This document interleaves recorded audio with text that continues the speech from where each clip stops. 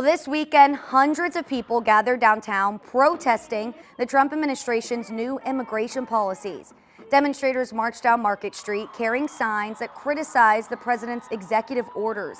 Similar protests are also happening in other states across the country, like Iowa, Georgia, and Ohio. And as Trump and his administration halt many immigration programs, one St. Louis festival says it's been left in limbo.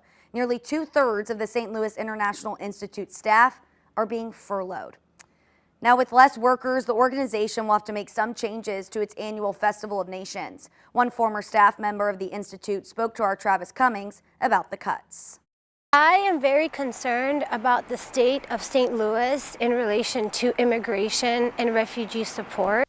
Major disappointment in the St. Louis region after an email surfaced announcing a pause on vendors signing up for the country's largest multicultural festival. The reason why so much was invested into the Festival of Nations in the way that it was is to prevent what's happening right now. Up until last week, Afghan immigrant and activist Modi Siddiqui worked for the International Institute of St. Louis behind the event that brought hundreds of thousands of people to Tower Grove Park last year.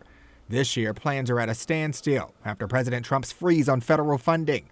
Siddiqui's resignation comes just months after the CEO stepped away. He was leading us towards thinking outside federal funding. Five on Your Side reached out to the International Institute about this setback.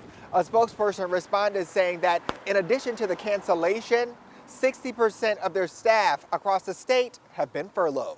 The statement goes on to say the International Institute remains open and will continue to serve clients in accordance with our obligations, moral and contractual. How we deliver that service will be changing in the coming days, however. Hundreds and thousands of refugee families who could have been given the chance to start a brand new life are now at a halt.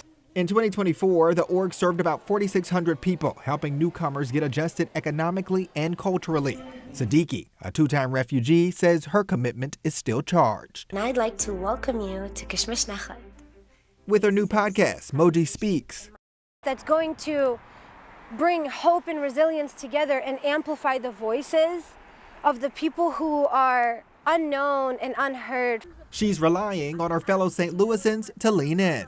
We must, as St. Louis City, come together more than ever before and pull out from our resources. Travis Cummings, 5 on Your Side.